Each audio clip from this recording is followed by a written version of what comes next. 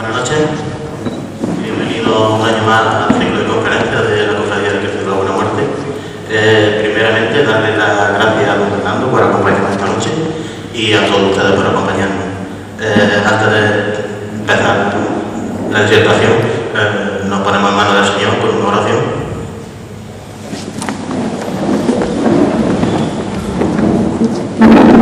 Padre nuestro que estás en el cielo, santificado sea tu nombre, venga a nosotros tu reino, hágase tu voluntad en la tierra como en el cielo.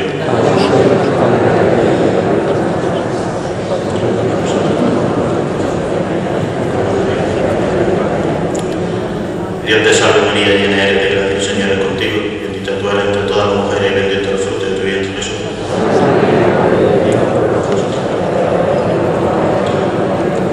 Gloria al Padre, al Hijo y al Espíritu Santo.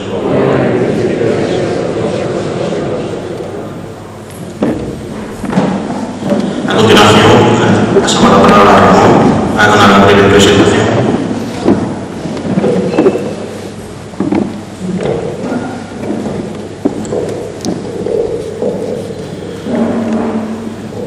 En primer lugar, disculpen un poco por el atraso, estamos esperando al capellán, no sabíamos lo del cambio horario, creíamos que iba a ser antes, pero bueno, parece que hasta la semana que viene no cambian el horario de la misa. Don Fernando, hermano mayor, señoras, señores, de nuevo la Cofradía del Cristo de la Buena Muerte, junto a la asociación ACESASIF, organizan una nueva conferencia muy oportuna para este momento. El título, como todos saben, es el dinero de la Iglesia, de dónde sale y a qué se destina. Digo esto porque en los últimos años, y coincidiendo con la crisis, se ha oído en diversos sectores un tanto intransigentes, casi siempre ateos o liberales, que si la Iglesia debe de pagar el IVA, que si se debe de quitar la casilla de la asignación a la Iglesia Católica en la declaración de la renta, que si se debe revisar los acuerdos Iglesia-Estado y un largo etcétera. Y es que casi siempre que hay crisis o que las cosas no van muy allá, la vista va dirigida siempre hacia la Iglesia Católica.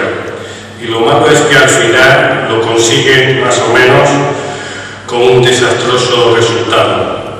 Ahí tenemos los casos de las famosas desamortizaciones del siglo XIX, donde se acusaba a la Iglesia de la crisis por acumular propiedades y alegando más o menos que era necesario expropiarlas para repartirlas. Y miren por dónde.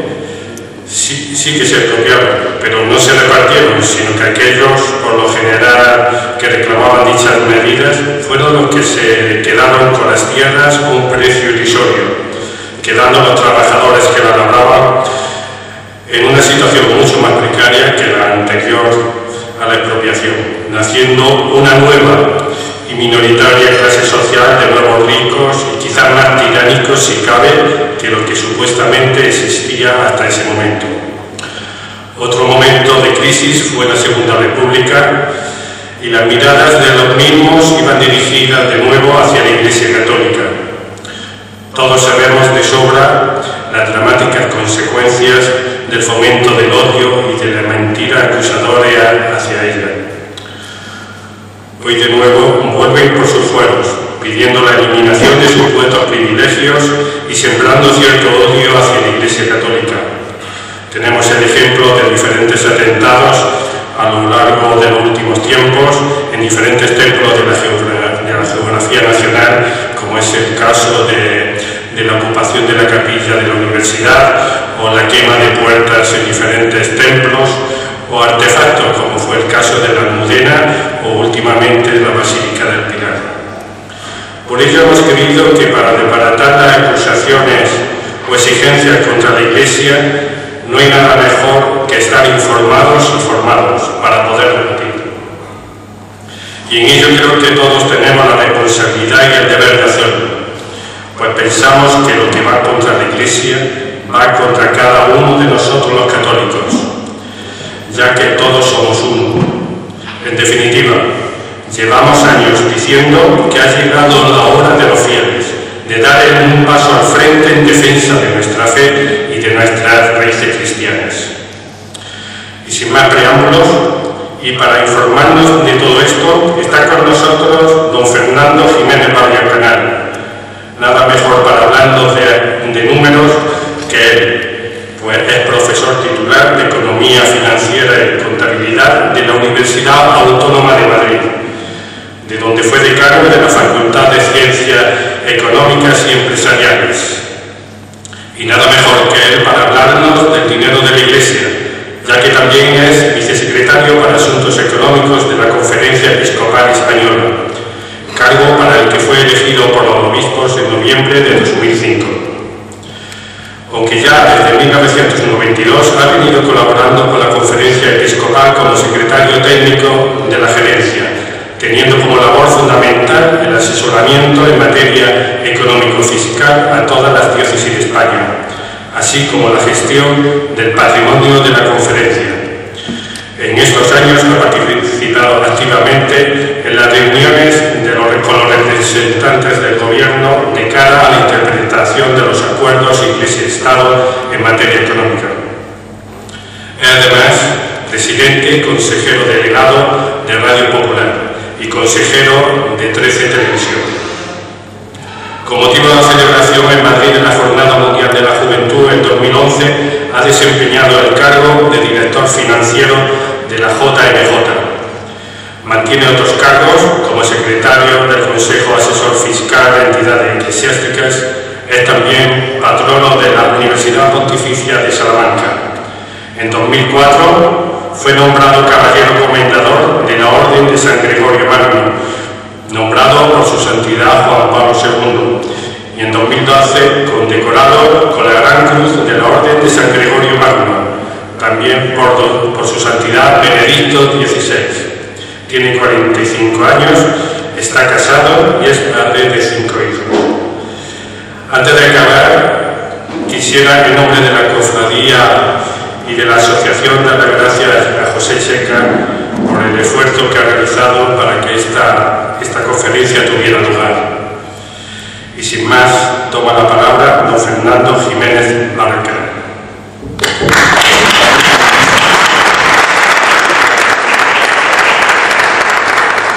Muchas gracias. En primer lugar, quiero agradecer a la Cofradía de Cristo de la Buena Muerte y a todos ustedes su presencia y el haberme invitado a dar esta charla. Agradecer especialmente la presencia porque en la Iglesia, para hablar de la fe, para hablar de nuestro compromiso, para hablar de cómo ser mejores cristianos, merece la pena perder un rato el tiempo, pero para hablar de dinero merece perder el tiempo.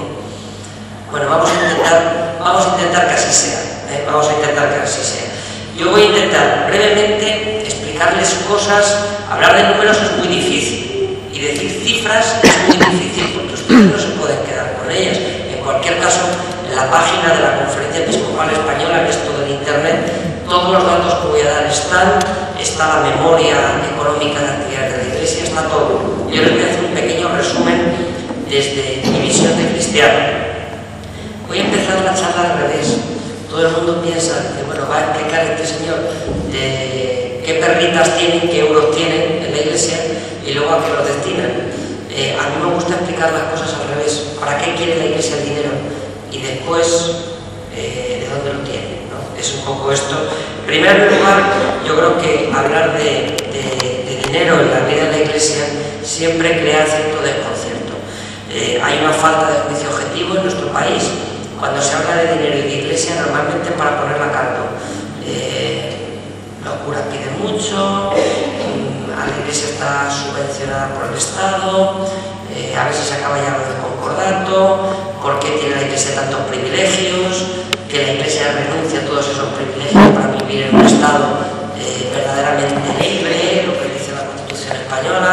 Bueno, yo voy a intentar desmontar algunas de esas cosas y por supuesto estoy encantado de luego resolver todas las preguntas que ustedes quieran, cotilleos, inquietudes que ustedes tengan sobre este tema. Estoy encantado de podérselos decir. Realmente yo creo que hay un gran desconocimiento de lo que es la Iglesia, de cómo funciona y de cómo se financia.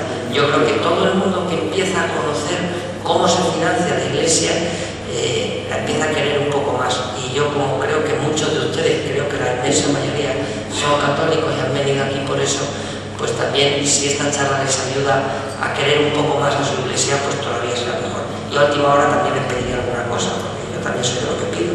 Bueno, en primer lugar, es importante saber qué es la iglesia, porque la gente dice, bueno, ¿la iglesia qué es? La iglesia es una especie de empresa grande donde hay unas filiales y la conferencia episcopal es la matriz de una gran empresa y por tanto yo, como soy el vicesecretario, el gerente de la conferencia, ustedes visitan mi despacho y encontrarán abriendo cajones billetes de 500 euros a mansalva, ¿no? Que es lo que la iglesia tiene. Pues miren, la iglesia no funciona así. La iglesia no es un holding, no es una empresa. La iglesia en España, de la Santa Sede, hay diócesis. En España hay 69 diócesis, hay unas 22.700 parroquias, hay órdenes, congregaciones religiosas, colegios, hay 850 monasterios de clausura, aquí en Baeza hay unos cuantos, hay unas 11.000 entidades inscritas en el registro de entidades religiosas, cofradías, hermandades, fundaciones, asociaciones. Todo esto es Iglesia Católica, pero cada una de estas entidades funciona con una autonomía económica. No hay un gobierno de las 40.000 entidades religiosas. Hablar, por tanto, de la economía y escandalizarse de la economía de la Iglesia Católica es como si habláramos de la economía de Baeza y sumáramos las nóminas de todo lo que cobran todos y cada uno de los habitantes de Baeza y dijéramos, el presupuesto de Baeza es de tanto. Oigan, es que yo tengo mis 800 euros y de aquí no paso, ¿ya? Pues ese es un poco también, es importante recordar eso, ¿no? En segundo lugar, ¿la iglesia para qué quiere dinero? ¿Ustedes se lo han planteado alguna vez para qué quiere dinero la iglesia? ¿La iglesia puede pedir dinero para cualquier cosa? ¿La iglesia puede hacer cualquier cosa? Miren, no. La iglesia solo puede tener dinero y recursos económicos para 4 cosas, que son las que marca el Código de Derecho Canónico. Dice, la iglesia solo puede tener dinero para cumplir sus fines propios. ¿Y cuáles son los fines propios de la iglesia? Esto es muy importante, todo eso estudia del catecismo, pero casi. En primer lugar, hay que sostener al clero y a los ministros. Es obligación de todos nosotros. Si nosotros queremos vivir en la iglesia, pues tenemos que sostener a nuestros sacerdotes, evidentemente. Pero las 3 actividades fundamentales de la iglesia, que solo son 3, ustedes las entienden perfectamente. En primer lugar, anunciar a Jesucristo. Anunciar a Jesucristo. Es decir, todo lo que se llama el apostolado. Hay mucha gente que no conoce a Jesucristo y vino hace 2000 años para algo, ¿verdad? Y murió, y su sangre tiene un valor salvífico para todo el mundo, pero hay mucha gente que no lo conoce. Y para esto hace falta dinero. Hace falta dinero para evangelizar, para catequizar, para salir a las calles, para anunciar a Jesucristo en todos los medios posibles. Y si hay que tener medios de comunicación para anunciar a Jesucristo, ese es un buen fin para anunciar a Jesucristo. Y tenemos que mantener la catequesis. Hay más de 70.000 catequistas en España, y esto es un dato tremendamente importante. Hay más de 3.000 catequistas en la diócesis de Jaén, para que ustedes hagan una idea. En segundo lugar, una vez que anunciamos a Jesucristo y que recibimos la fe, muchos de ustedes han recibido de sus padres, otros han recibido la predicación. Yo quiero vivir esta fe, y esa fe hay que vivirla, esa fe hay que alimentarla. ¿Y dónde se alimenta la iglesia? Se alimenta con los sacramentos, se alimenta con la Eucaristía, que muchos de ustedes acaban de vivir, con el perdón de los pecados, en una cofradía. Uno vive la fe, y para vivir la fe hace falta dinero. Para mantener 22.700 parroquias hace falta dinero. Para mantener el culto hace falta dinero, sin duda alguna. Y una vez que yo he recibido la fe por el apostolado, una vez que vivo la fe en la iglesia, con los sacramentos, con la vida de fe, yo descubro en el rostro del otro, en el más necesitado, en el más pobre, descubro que el otro es Jesucristo. Y ahí nace toda la inmensa actividad caritativa y asistencial de la iglesia. La Iglesia no es una ONG como pueda ser cualquier otra que hay por ahí. No es así. La labor que realiza Cáritas no viene porque todos somos muy filantrópicos y hemos pensado, no, es que en el rostro de esa persona que te está pidiendo, en el rostro del enfermo terminal de SIDA, en el rostro de ese niño que está padeciendo, está Jesucristo. Y por eso yo me tengo que dar al otro. Eso solo lo descubro si previamente me he encontrado con Jesucristo porque me lo ha anunciado y vivo la fe. Esos son los tres fines propios de la Iglesia. A eso se dedica la Iglesia y toda la inmensa actividad que realiza la Iglesia. Les voy a dar algunos datos simplemente para que ustedes se hagan una idea, porque hay veces que se intenta reducir la vida de la Iglesia únicamente a la actividad estrictamente asistencial, pero tan asistencial es atender a alguien que no tiene que comer, como sentarse en un confesionario y poder escuchar a alguien que está desesperado y alguien que gracias a la palabra de ese sacerdote o alguien que se acercaba a la parroquia buscando consuelo porque se va a tirar por la ventana. Oiga, ¿saben ustedes que la principal causa de muerte en España es el suicidio? Por encima de los accidentes de tráfico. Es que en España se suicidan más de 6.000 personas todos los años. Todos los años. Gente que no tiene esperanza. También esto es hacer una inmensa actividad asistencial. Bien, solo explicarles algunos datos para también, porque a veces tenemos la sensación de que somos minoritarios. Oiga, no, que es que en España se bautizan cerca de 300.000 niños todos los años, según los datos que tenemos. En España 300.000 niños y en la diócesis de Jaén más de 5.400 niños. El último dato, ¿no? Que reciben la primera comunión más de 250.000 chavales, que reciben la confirmación más de 100.000 chicos, que hay más de 120.000 jóvenes que se casan en la Iglesia Católica. Estamos hablando de que hay más de 1 millón de niños y jóvenes que reciben formación en las parroquias, más de 1 millón de niños y jóvenes que reciben unos valores que construyen la sociedad.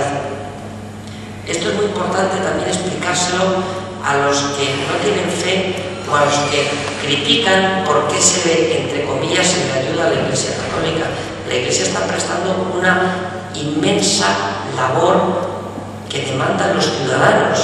Y esto a veces hay gente que dice, bueno, pero ¿por qué tienen que financiar los presupuestos a la Iglesia si yo no soy de la Iglesia? Oiga, ahora explicaremos que no financia los presupuestos, pero también es muy importante decir que el Estado tiene que atender las demandas de los ciudadanos. Oiga, es que hay 300.000 padres que piden que sus hijos se bauticen y quieren que se bauticen. Es que hay 250.000 niños que reciben la primera comunión porque sus padres lo han pedido y se está prestando un servicio. Es que cada domingo van 10 millones de personas a misa.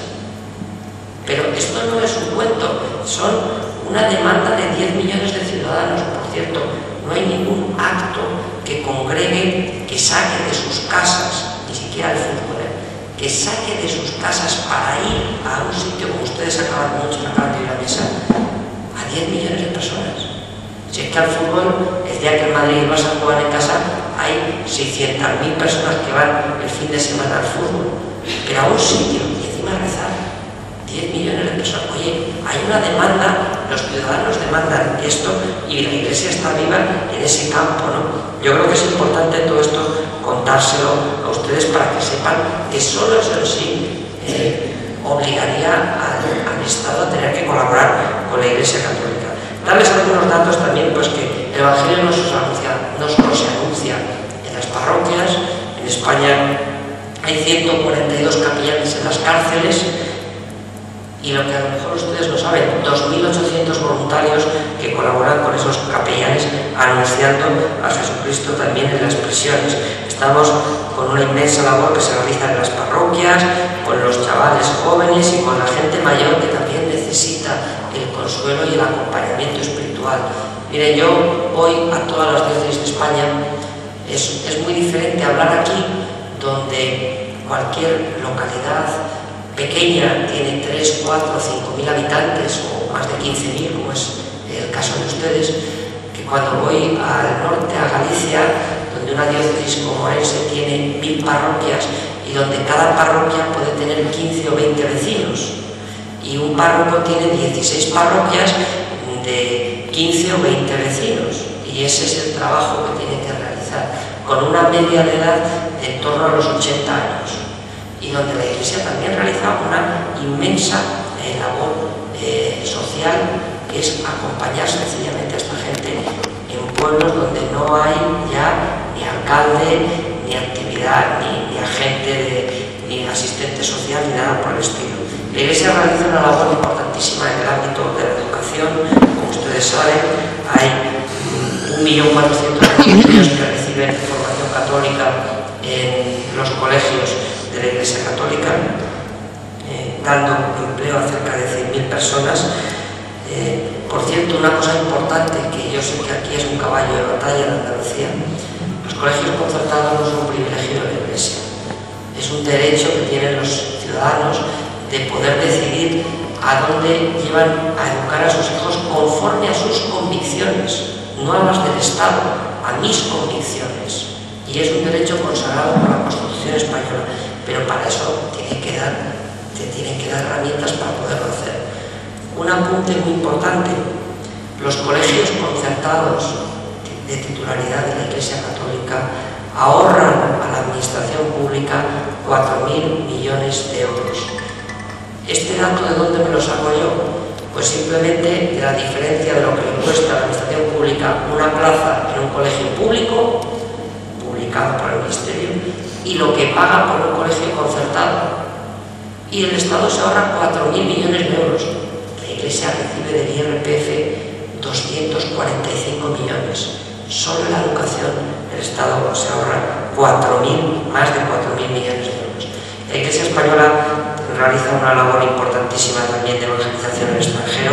Sepan, mañana es el Domum, sepan que hay más de 12.000 misioneros españoles repartidos en los 5 continentes, anunciando y dando testimonio. Muchos religiosos, otros sacerdotes y otros laicos y familias que se van a dar testimonio por el mundo. Yo creo que esto es un dato tremendamente importante. Hay una labor muy importante que realiza la Iglesia Católica que tiene que ver con la actividad cultural. Un dato: entre los 9.000 y pico bienes de interés cultural, en novedad hay muchos, que hay en España, el 30% los administra la Iglesia Católica. El 30%. Cuando digo que los administra, quiero decir que los mantiene, porque hay gente que piensa que es que hace negocio con ellos. Les aseguro que la inmensa mayoría de los bienes de interés cultural que administra la Iglesia son claramente deficitarios. Les doy otro dato, no me gustaría marearles mucho. El año pasado la Iglesia gastó en mantenimiento de las 22.000 parroquias más de 60 millones de euros, que por supuesto no se lo dio la Administración Central. Es verdad que la Administración Central a veces colabora, y con la Administración Autonómica, en la rehabilitación de espacios, pero hay más de 1.000 municipios en España en el que el único bien de interés cultural que existe es de la Iglesia Católica. Lo administra y lo mantiene la Iglesia. ¿A ustedes se les ocurriría pensar que ocurriría el año en que se cerrara la Catedral de Santiago, año santo, y el obispo dice: voy a cerrar la catedral? Pues sería un desastre, ¿verdad? Sería un desastre. Pero es que para la economía del país también sería un desastre. Es decir, la Iglesia está contribuyendo, primero, está contribuyendo a que la gente pueda crecer espiritualmente, porque, bueno, uno ve algunos monumentos y realmente la fe se despierta, pero económicamente, sin duda alguna, hay muchas localidades en España que viven del turismo religioso. Por cierto, aproximadamente de los 56 millones de turistas que vinieron a España, un gran porcentaje lo hicieron por turismo cultural, y la inmensa parte del turismo cultural viene del ámbito de la Iglesia. Todo esto también hay que recordarlo a veces, porque si no, parece que es que estamos mendigando cosas que no son así. La Iglesia mantiene no solo un patrimonio inmueble, edificios, sino que está manteniendo como lo mantiene esta cofradía y todas las cofradías que hay en Baeza y todas las cofradías que hay en España, un inmenso patrimonio cultural religioso, como pueden ser la Semana Santa, las romerías, todas las fiestas y demás con contenido religioso, que tienen un papel importantísimo en el ámbito cultural y religioso, pero también en el punto de vista económico para el país, sin duda alguna. Y a veces yo creo que se mira un poco respecto a eso. Yo, aunque no fuera católico, si en mi localidad estoy gestionando un sitio donde hay un hecho cultural que lo demandan los ciudadanos, que lo piden los ciudadanos y que además reporta un bien para la sociedad, ¿cómo no lo voy a apoyar? Lo tengo que apoyar con las dos manos y con los dos pies, sin duda alguna. Eso es así, y yo creo que eso también ustedes tienen que hacerlo valer cuando alguien les venga a decir que por qué la Iglesia recibe no sé qué, recibe no sé cuánto. La sociedad recibe muchísimo más de lo que la Iglesia está recibiendo directamente como colaboración, que ahora se lo contaré. Quiero terminar esta parte de decir todo lo que la Iglesia está aportando a la sociedad, terminando por la parte asistencial. Ya les he vuelto a decir antes, solo Cáritas y Manos Unidas, que son dos brazos de la vida caritativa de la Iglesia, destinan en España casi 300 millones de euros a la actividad caritativa. Es decir, bastante más dinero del que recibimos por la casilla del IRPF. Más de 6 millones de personas son beneficiarias de manera directa o indirecta de la labor de Cáritas, y si juntáramos de las más de 6.000 Cáritas diocesanas que hay en nuestro país, juntáramos con Manos Unidas, donde la labor que se realiza en el mundo entero pues afecta de manera directa o indirecta a 51 millones de personas. Estoy hablando únicamente de dos entidades de la Iglesia Católica muy representativas, como son Cáritas y Manos Unidas. La cantidad de centros que existen en España, para que se hagan una idea, hay más de 5.200 centros donde se asisten prácticamente diariamente a más de 4 millones de personas. Son centros de todo tipo, desde comedores para darle comer a la gente, a centros donde se recogen a exprostitutas pues, para rehabilitarlas, devolverles la dignidad personal y darles una razón para vivir, chavales con problemas, hospitales, centros para educación de la paz, centros de promoción del trabajo. Hay una inmensa labor que está realizando la Iglesia y que la realiza por lo que he dicho antes, no por mera filantropía, ni por caer bien, ni porque ahora está de moda esto, sino porque sabe que detrás de cada persona está el rostro de Jesucristo.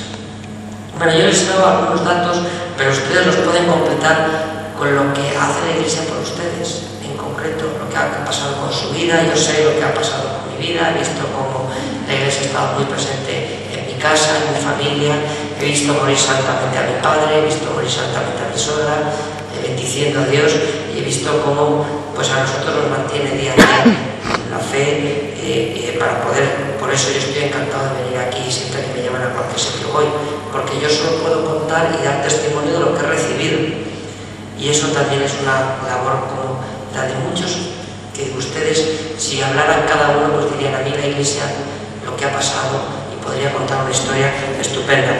Bueno, todo este tinglado, ¿cómo se financia?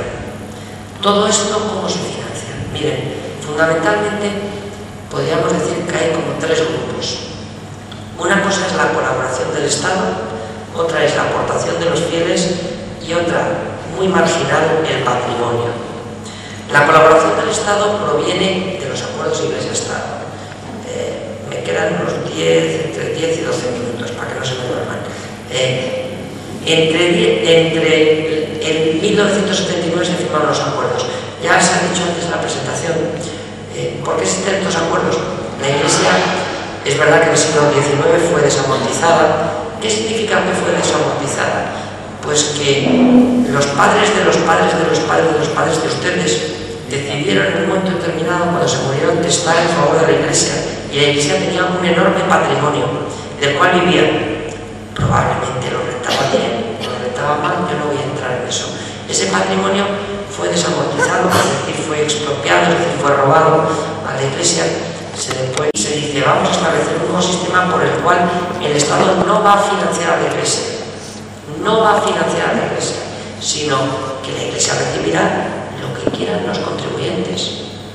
Y por eso se establece el famoso sistema de la casilla de la Iglesia Católica. Ustedes saben que aquellos que realizan declaración de renta, que no son todos los que están aquí, ni muchísimo menos, pero aquellos que realizan declaración de renta pueden en el mes de mayo, junio, marcar la casilla de la Iglesia, en cuyo caso 7 euros de cada 1000 que teóricamente pagan, como se llama la cuota íntegra, lo pueden destinar a favor de la Iglesia. Les recuerdo, esto es un public reportaje, les recuerdo que pueden marcar también, si ustedes quieren, la casilla de fines sociales, porque esa asignación es distinta de la de la Iglesia. Son dos asignaciones diferentes. Si ustedes quieren marcar la casilla de fines sociales, otros 7 euros de cada 1000 irá a favor de fines sociales. Yo particularmente marco las dos, pero bueno, eso es una opción que cada uno puede estimar. No va a pagar más, no le van a devolver menos, no le van a revisar la declaración por haber marcado las dos cruces, ni nada por el estilo. Es decir, es una decisión personal. Yo puedo decir aquí con gran satisfacción que Jaén está entre las 5 provincias donde más se marca la casilla de toda España, donde frente al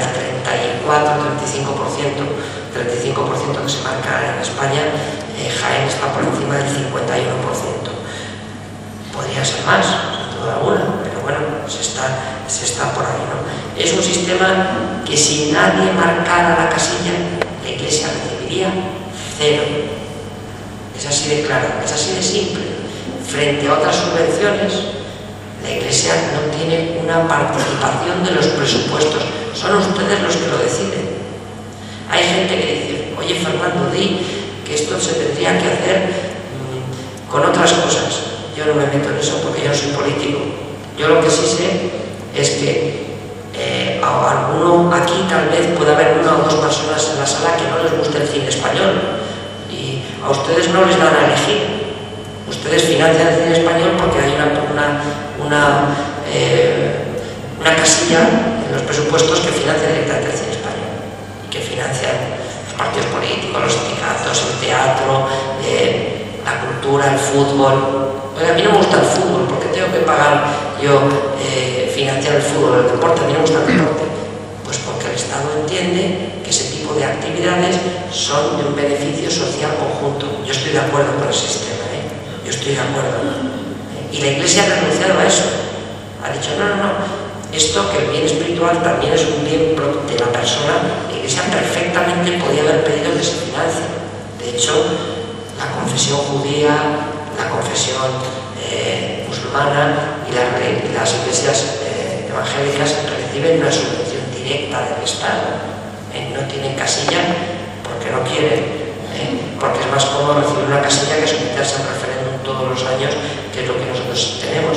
Ninguna entidad de nuestro país se somete a un referéndum de esta manera y con esos resultados. 9 millones de personas marcan la casilla de la Iglesia Católica y muchos de ustedes no la marcan porque no pueden, porque no hacen declaración. Quiero decir que es un dato realmente importante. Gracias a ese dinero son los 240 millones, lo recibe la conferencia episcopal, o sea yo, y lo distribuimos. Oye, ¿cómo lo distribuye la Iglesia? ¿Eso está publicado en algún lado? Sí, también lo pueden ver ustedes. Todo lo que cuento está en la página web de la conferencia. Lo distribuye en función de las necesidades de las diócesis. No lo distribuye en función de dónde se recauda más. Les voy a poner un ejemplo. En Madrid se recaudan más de 64 millones. 64. Las diócesis de Madrid reciben menos de la tercera parte de ese dinero. Reciben 20 millones.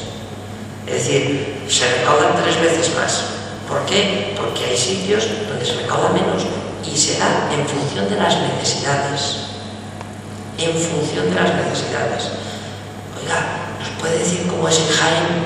Pues mire, en Jaén reciben ustedes un poquito más de lo que dan, a pesar de que es una provincia donde se marca mucho la casilla de la Iglesia Católica. Las necesidades medidas en parroquias, en número de sacerdotes, en atención pastoral, es mayor y por tanto del dinero que repartimos le mandamos más dinero del que pues probablemente vendrá desde Madrid o desde otro sitio, pero porque en eso consiste un sistema de reparto y de solidaridad. Las cosas que se están escuchando hoy en el ámbito político yo no entro, pero no obedecen a ese principio de solidaridad. La solidaridad hay que dar a quien lo necesita. Ese es el principal fuente de colaboración. El Estado colabora también de otra manera. El Estado colabora con un régimen fiscal. Es muy importante. Pueden preguntar ustedes lo que quieran. La Iglesia no tiene ningún privilegio fiscal. Es mentira. La Iglesia en los acuerdos tenía un régimen fiscal beneficioso. Eso es cierto. Pero con la ley actual del mecenazgo, que se llama, que dio muchas más ventajas a todas las fundaciones de este país, la Iglesia se asimiló a ese régimen. La Iglesia paga el mismo impuesto sobre sociedades, el mismo impuesto sobre el valor añadido, en los mismos impuestos locales, exactamente igual que la Cruz Roja, que la ONCE o que la fundación de un partido político. Exactamente lo mismo. Luego es mentira cuando se dice que la Iglesia tiene un privilegio fiscal. La Iglesia no paga el IVA, es mentira, la Iglesia paga el IVA.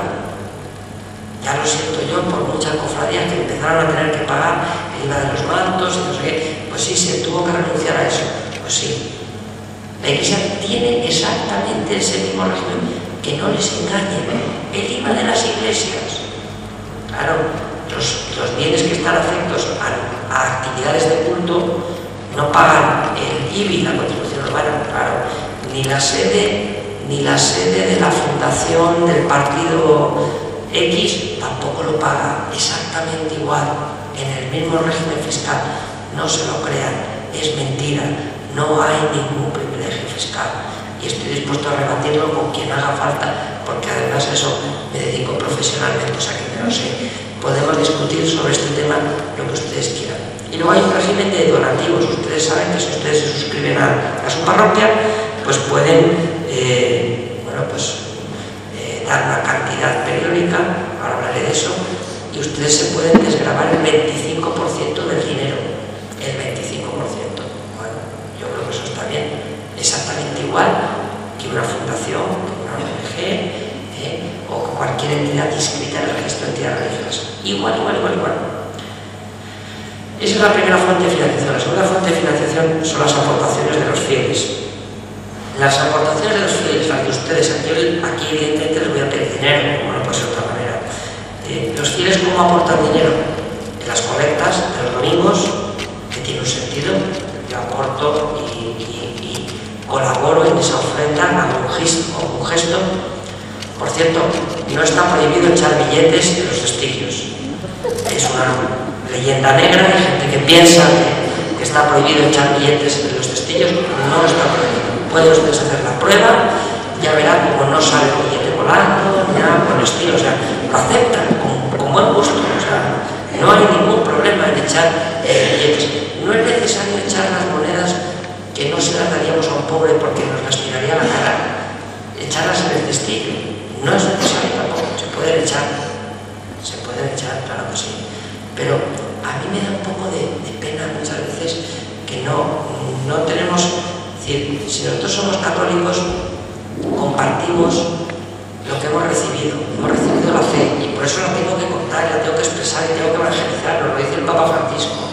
Tengo que compartir todo lo que tengo, y también mi dinero, porque mi dinero no es mío. No es mío, soy administrador de los bienes que me ha regalado Dios, porque todo me lo regala Dios. Es curioso si ustedes pensaran un poco, cuál es su gasto mensual, a qué dedican ustedes dinero, pues una parte, o una familia conmigo, pues mira, pues a comer una parte, a pagar la luz, la hipoteca, y bueno, pues para que los chavales tengan para irse a comer Coca-Cola, para irse a no sé qué. ¿Y qué parte de mi renta destino yo a la iglesia? ¿Qué parte de mi renta? ¿Qué parte? ¿El 0,2%, el 1%, el 2%, el diezmo, el 5%? ¿Qué es lo que estoy repartiendo yo a la iglesia? Ahí también se ve la involucración que yo tengo con la iglesia y lo que significa para mí la iglesia. Yo creo que esto es importante plantearse. Y luego cada uno da lo que da. Y luego vendrá Jesucristo y dirá, esa viuda que ha echado esa monedita ha dado mucho más que los demás porque ha dado todo lo que tenía. Aquí no hay que entrar en eso, pero sí a que hagamos un proceso de reflexión.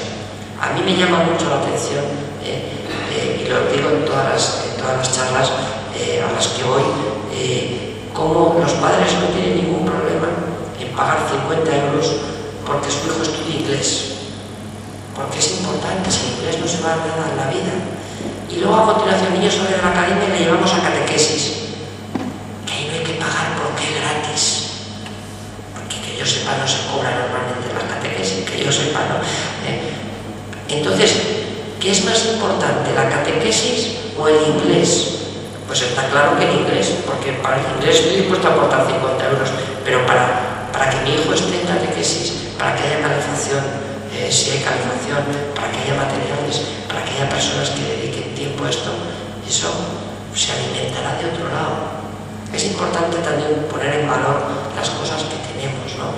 Y que caigamos en la cuenta como católicos que las cosas no se alimentan del aire, que los curas no se alimentan del aire, que sí, que reciben, se alimentan espiritualmente del Espíritu Santo, pero eso no da calorías. No está demostrado que la oración y el Espíritu Santo ofrezca calorías. Hay que comer y hay que mantener las cosas con dignidad.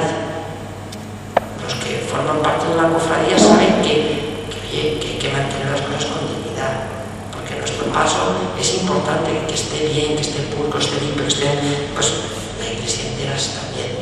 Podemos colaborar con las colectas, podemos colaborar con las suscripciones periódicas. Yo creo que es un buen sistema de las suscripciones periódicas. Lo hacemos con muchas cosas. Estamos dispuestos a pagar 1 euro, 2 euros. Oye, ¿por qué no me comprometo y que me pase la parroquia un recibito de 5 euros al mes, de 10 euros al mes, de 2 euros al mes, de 5 euros al trimestre? Pues es mi compromiso con la iglesia. Y tengo un compromiso real, de verdad, con mi tiempo y con mi dinero. Yo les animo a eso. Les animo también a aquellos que no tienen hijos al tema de las herencias. Miren, yo se lo explico muy claro. Yo entiendo que los que tenemos hijos, pues prestamos a nuestros hijos, pero hay mucha gente que no tiene hijos y se plantea el tema de a quién testar. Y entonces testan a favor de los sobrinos y de los primos. Ustedes saben lo que ocurre con eso siempre, ¿no? O sea, fallece y acabas de conseguir destrozar una familia. Alguno conocerá algún caso de esto, ¿no? Cada vez que hay una herencia de estas, destrozamos la familia y ya nos quedamos. Dese usted, y encima el 50% se lo queda para Hacienda. Dese usted el gustazo de que Hacienda no se lleve ni un duro. Teste usted, yo he recibido alguna herencia en la conferencia a favor, una parte para la formación del clero, otra parte para las hermanitas de los pobres, otra parte para la rehabilitación del convento de no sé qué, otra parte para las misiones. Ni un duro se lo lleva Hacienda. Eso no es sistema, no piense, ¿no? Y bueno, pero en cualquier caso, que sepan que la fuente principal de financiación de la Iglesia está aquí, en la colaboración de los fieles. El patrimonio es la tercera fuente de financiación. Ya estoy acabando, quedan 2 minutos. Realmente la mayoría del patrimonio de la Iglesia no genera valor, sino que es fuente de gasto. Hay que mantenerlo y es muy bueno, pero es fuente de gasto, ¿no? Entonces, ¿hay patrimonio que sí? ¿La Iglesia tiene dinero? Sí.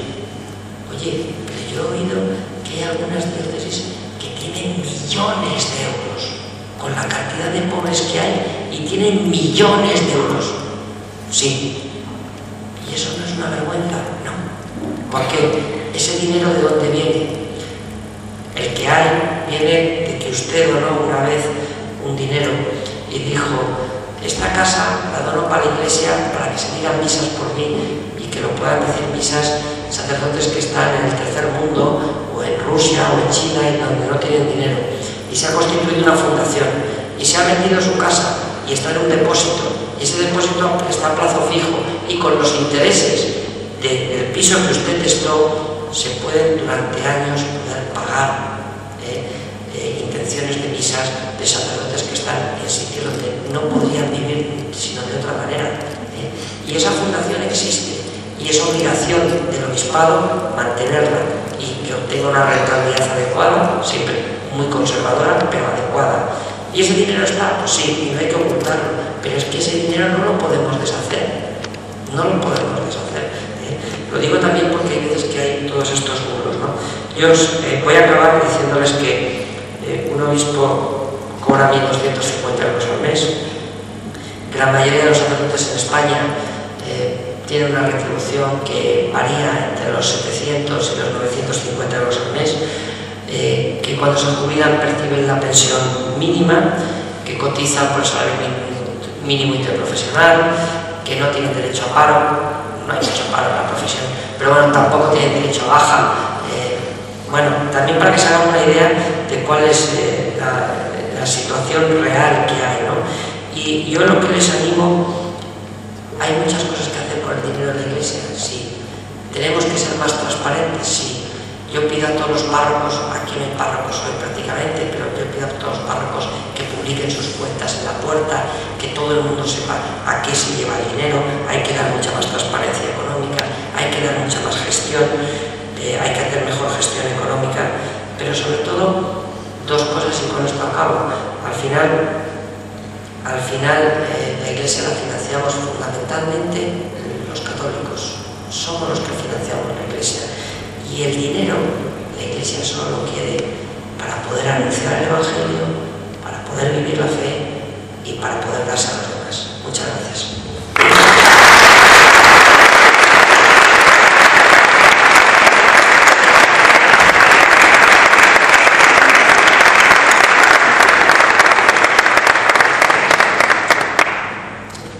Yo estoy dispuesto a resolverles todas las preguntas que ustedes quieran. Cualquier cotilleo sobre cuánto dinero es no sé qué o no sé cuánto, hasta que me pregunten ustedes por medios de comunicación, por la COPE, por no sé qué, si yo tenía que hacer no sé cuánto, estoy a su disposición, así que no se cohiban.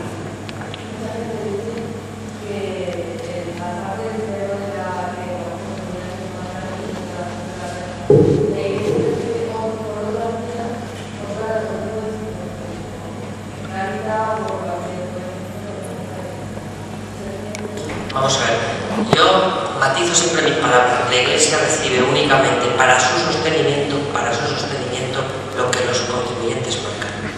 A partir de ahí, la Iglesia, las instituciones de la Iglesia son un sujeto más, es decir, cualquier ONG, cualquier fundación se puede presentar a un proyecto de colaboración. Bueno, Cáritas también, Cáritas de los 300 millones de euros que gastan pues aproximadamente 70 o 80 provienen de fondos públicos, de concursos a los que se han presentado. Por supuesto, a mí me hace mucha gracia que, por ejemplo, cuando yo fui a inaugurar un local para acogida de transeúntes de gente sin hogar en Astorga, me decían, no, si aquí el ayuntamiento, cuando le viene un pobre, lo manda a Cáritas. Bueno, y es así normalmente. ¿La Iglesia recibe más fondos? Sí, lo digo porque ustedes van a escuchar, van a ver un artículo que publica determinado periódico, que no mentaré, pero que empieza por él, que termina El País, pero no tiene el nombre del periódico, que cada 3 o 4 meses publica siempre el mismo artículo. Los 4.000 millones de euros que recibe la Iglesia Católica.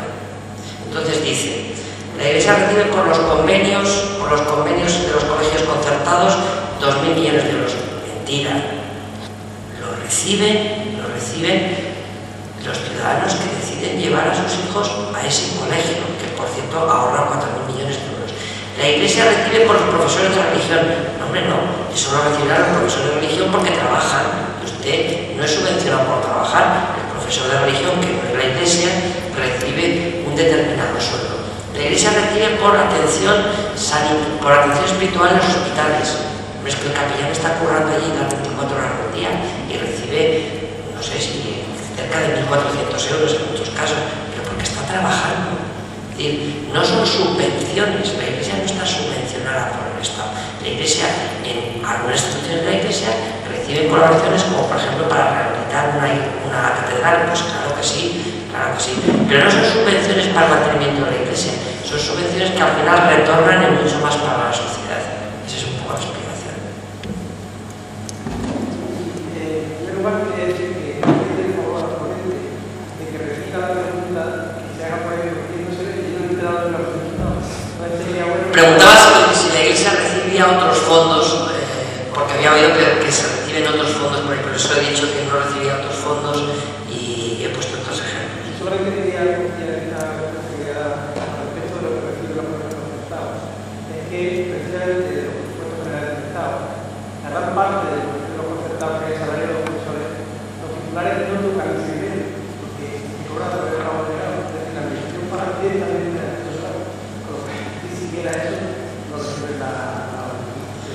Efectivamente, es decir, en los colegios realmente el Estado fundamentalmente lo que financia es el sueldo directo de los profesores, ¿no? Y por eso pues, los padres que llevamos normalmente a los niños a colegios concertados tenemos que colaborar, porque con el dinero que se recibe en los conciertos pues no pueden encender ni la calefacción del colegio, ¿no? Pero por ahí está, por eso es el gran ahorro que tiene el Estado. Y vuelvo a recordar, a nadie le obligan a llevar a un niño a un colegio concertado, a nadie le obligan, pero hay 1.400.000 niños que están en esos colegios y probablemente otros cuantos cientos de miles más también estarían si tuvieran esa posibilidad. Lo que pasa es que no pueden, por lo menos en el colegio que van mis hijos, hay bofetada para entrar. Más dudas, inquietudes que ustedes tengan, no se queden con algo ahí que quieran comentar, cualquier cosa.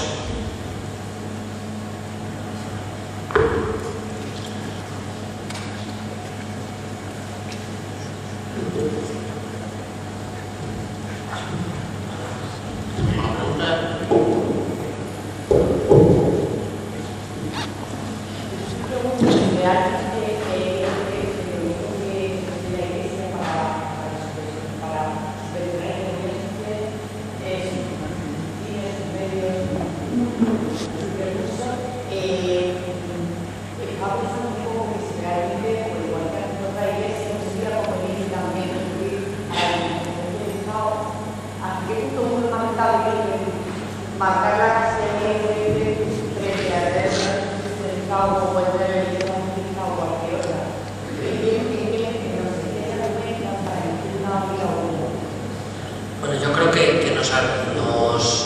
al final esto proviene de los acuerdos Iglesia-Estado.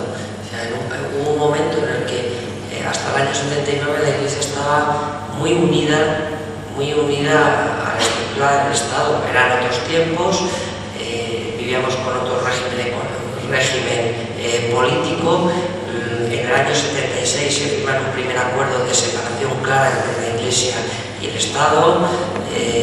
Desaparece el tema de la presentación de obispos en la cual participaba el gobierno. La Iglesia renuncia a esa financiación directa de pagar las nóminas y los obispos pensaron que, bueno, pues que era probablemente el sistema más democrático, el que en vez de recibir un dinero fijo, pues se recibiera en función de lo que decidieran los contribuyentes. Es muy arriesgado. Realmente el sistema funciona así desde el año 2007, porque hasta el año 2007 el sistema no había funcionado técnicamente bien, había un porcentaje pequeño y la Iglesia en la práctica recibía lo mismo. Pero, por ejemplo, este año hemos recibido menos dinero y yo lo veo normal, pues si hay crisis económica y la gente tiene menos dinero y declara menos dinero, pues la Iglesia tendrá que recibir menos dinero. Ahora espero que no se enfade nadie cuando dentro de un par de años pues aumente la renta en España también. Comenzamos, por eso es muy importante que ustedes convenzan a la gente de la importancia de marcar la casilla. Marcar la casilla no le cuesta más dinero, no le quitan menos. No es una casilla de católicos, no es una casilla en la que uno se declara si es católico, no. Yo conozco mucha gente que es agnóstica, incluso ateo, que marca la casilla. Dice, hombre, entre que se la quede el presidente de gobierno en turno y que vaya a la Iglesia, pues oye, ya la Iglesia le dará un buen fin. Quiero recordar también otra cosa que se me pasaba. Hay gente que dice que cree en la Iglesia, que cree en Cáritas, que hace una gran labor social, pero que lo que no cree es en los obispos, que dicen unas cosas muy raras, y además son los cacas, y en los sacerdotes, que bueno, pues que viven demasiado bien, ¿no? Estos, la mitad están muy gorditos, viven a gusto y demás. Yo en esa Iglesia no creo solo en la Iglesia, supongo en la labor de Cáritas, ¿no? Y yo les vuelvo a recordar una cosa, es decir, Cáritas nace en la Iglesia, los 65.000 voluntarios que hay en Cáritas nacen de la experiencia de fe de vivir en una parroquia, en una iglesia, de haber recibido la fe, de alimentarla, y de que gracias a que uno se puede confesar, dirigir espiritualmente, recibir los sacramentos, puede volver a darse a los demás. Por eso a mí no me duelen prendas en decirle a alguien que es ateo y agnóstico que gracias a que está ese sacerdote ahí de 80 años con colaborando, celebrando misa, ayudando a los demás. Gracias a eso se sustenta toda la actividad asistencial de la Iglesia y es muy importante, por tanto, ayudarla y promocionarla. Yo espero que después de esta charla tengan ustedes algún criterio más para poder opinar sobre todo esto, que se haya recordado que no nos financiamos con fondos públicos, que no tenemos privilegios fiscales, que hay que marcar la casilla y en la medida de lo posible, cuando lleguen a casa, piensen si el compromiso económico que ustedes tienen, el mes que viene es el día de la Iglesia diocesana, es el suficiente o no, y si realmente no podríamos comprometernos un poquito más con nuestra Iglesia. Se nota que hay una conciencia social de colaborar con la Iglesia, que aparte de este año y de los últimos años, que hay una gran crisis económica, el aumento del número de personas que tienen más conciencia de la que tienen que ayudar a la Iglesia. Miren, hay varios indicadores para medir esto. En primer lugar, si yo miro lo de la casilla de la renta, les puedo decir que en los últimos 5 años ha aumentado en 1 millón el número de personas que marcan la casilla. Luego ese es un buen indicador. Si miro las cuentas de las diócesis, yo le pido a todas las diócesis que me manden el dinero, lo que veo es que aporta más gente, pero aporta en épocas de crisis. Hay gente que tiene que aportar menos dinero, pues porque no tiene. Y hay gente que dice, mire, pues esta suscripción no la puedo mantener. Hacen falta más personas que aporten. Las colectas de Cáritas siempre se incrementan, porque todo el mundo ve lo que se está haciendo en favor de los demás, ¿no? Y en un momento de grave crisis económica, pueden ustedes consultar la página de Caritas.es, donde tienen la memoria del año pasado, la presentaron la semana pasada, y donde pueden ver pues realmente que con muy poquito dinero la cantidad de cosas que se están haciendo. Yo creo que cada día hay una mayor sensibilidad, pero es importante que nos vayamos concienciando todos de que esto es una labor nuestra, que no puede venir otro a financiarnos, que estamos en este momento, en este tiempo, y esa es nuestra labor. También yo les animaría a los seglares, esto que estoy haciendo yo y que ustedes deberían hacer en sus parroquias y con todo el mundo, es una labor de los laicos. Yo creo, hombre, el sacerdote también lo puede hacer, pero yo creo que esta labor de no tener vergüenza para decir que hace falta, miren, con monedas de 5 céntimos no se paga el recibo de la luz de la parroquia. Es así de claro. Es así de claro. Yo por eso hago la broma de los billetes, porque es así, y ustedes lo saben en la economía de su casa, ¿no? Entonces, esa labor la tenemos que hacer los laicos, cada uno en nuestro ámbito. Hay gente aquí mayor que puede decir, bueno, yo ya soy mayor, ya soy vieja, eso nada, usted es importantísima. Usted es importantísima por usted y por todas las personas que tiene alrededor, por sus amigos, sus vecinos, por sus hijos, por sus nietos. Es muy importante esa labor que podemos hacer un poco entre todos. Mira, que lo sepa, que más del 50% no se queda en la parroquia, va a visitar el evento, Cáritas, la comida, quizá un montón de poderes aquí de la Madrid. Entonces, no llega al 50% la cantidad que se da para el sostenimiento de la propia iglesia donde se vive.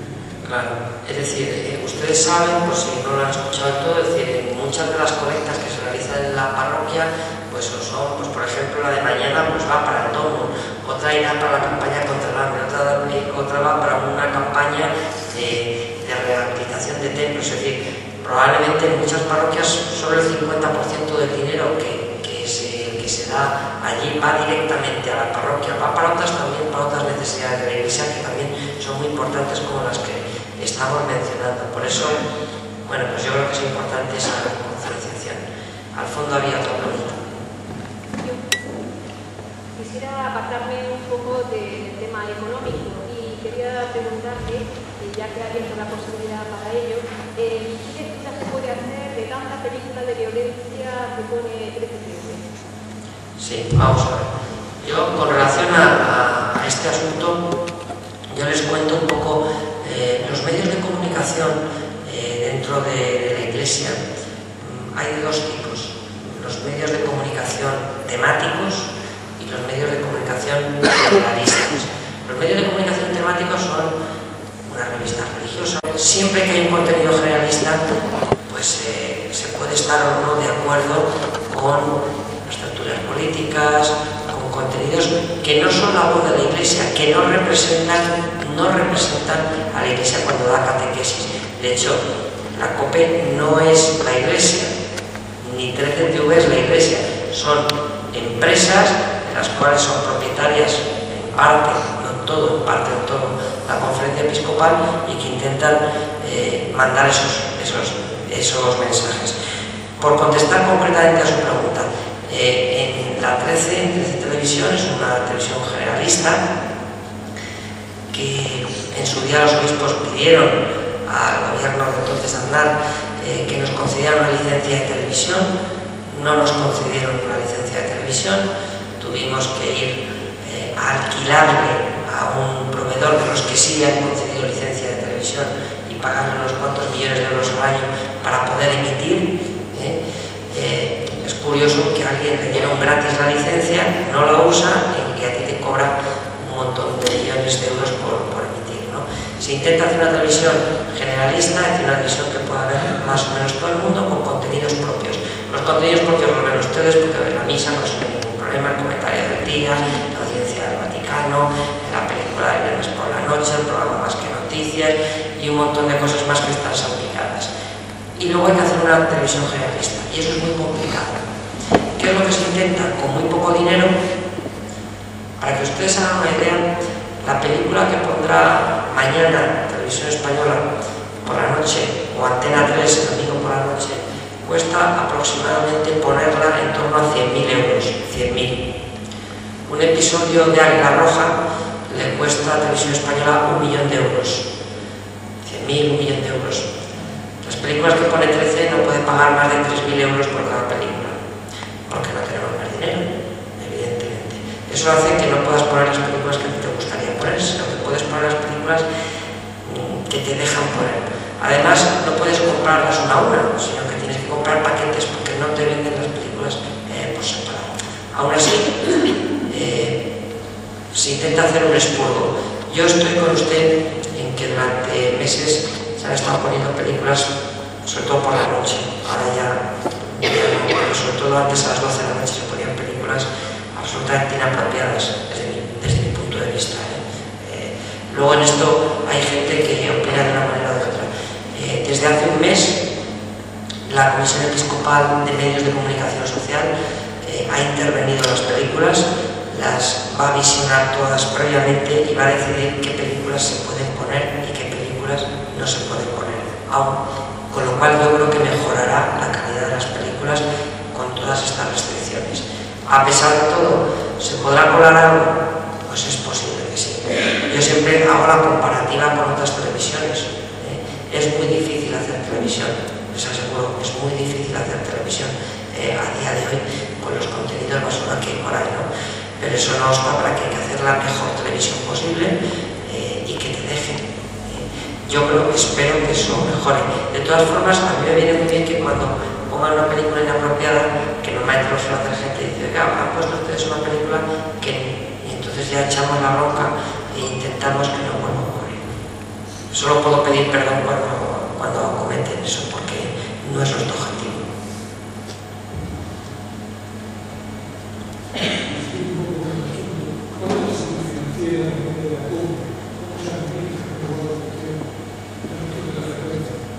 Miren, los medios de comunicación en España están pasando una situación delicadísima. En los últimos 5 años, los periódicos, el periódico de aquí, pero el ABC, El País, La Razón, han perdido más del 60% de sus ingresos. No se pueden ustedes imaginar lo que supone eso, porque aunque despidan a la mitad de la plantilla, siguen perdiendo muchísimo dinero. Esa es la situación de los periódicos.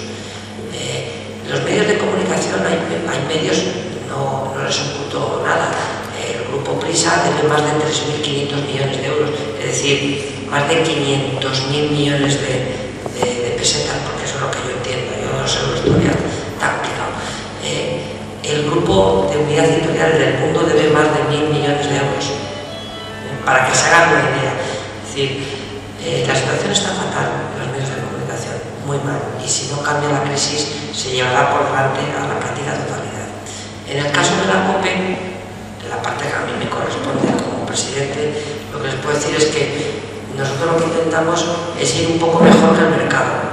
Es decir, que si el mercado pierde este año un 14%, pues está muy bien si conseguimos solo perder un 10%. Hemos ganado 4 puntos al mercado, está fenomenal, pero hemos perdido un 10% y luego es un desastre.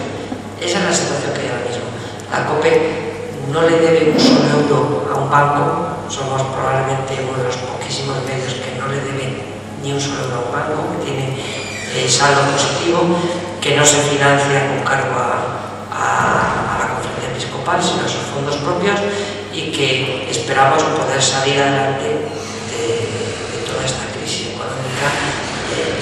Yo creo que sí, yo espero que el año que viene las cosas irán mejor y espero que en el 2016 pues estemos otra vez en beneficios, que es la forma que las empresas pueden salir adelante. Con lo cual es muy difícil hacer una radio cuando vienes de otro modelo distinto, con un comunicador que marcaba la visión de la cadena. Ahora mismo estamos en una radio en la que intentamos que la marca COPE esté, o sea, que la imagen de la iglesia esté las 24 horas del día. Eso es muy difícil porque hay gente que eso lo rechaza, y nosotros nos dirigimos a un colectivo muy amplio de personas. A pesar de todo, yo creo que con los costes estos que hemos comprado a Vocento y demás, hemos alquilado, yo creo que vamos a salir adelante.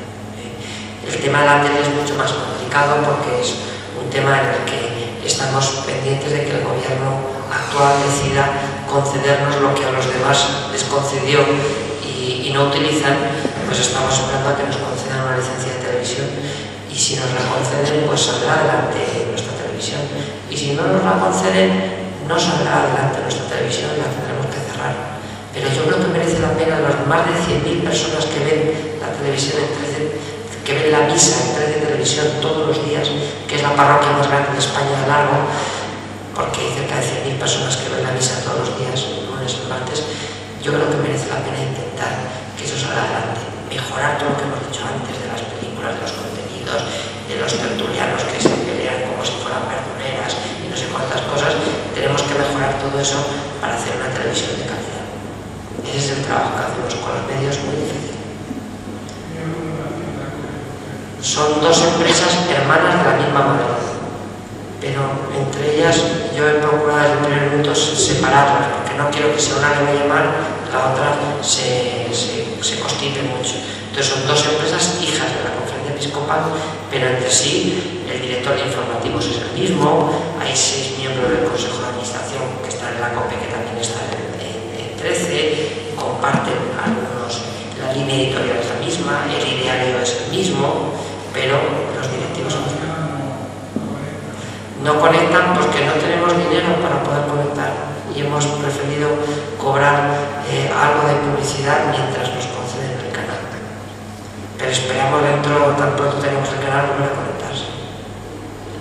El programa que poníamos por la mañana. ¿Alguna curiosidad más que tenga, que ya es muy tarde? Entonces ya se tendrá que ir. Nada más. Pues por mi parte, muchas gracias, y yo estoy a su disposición.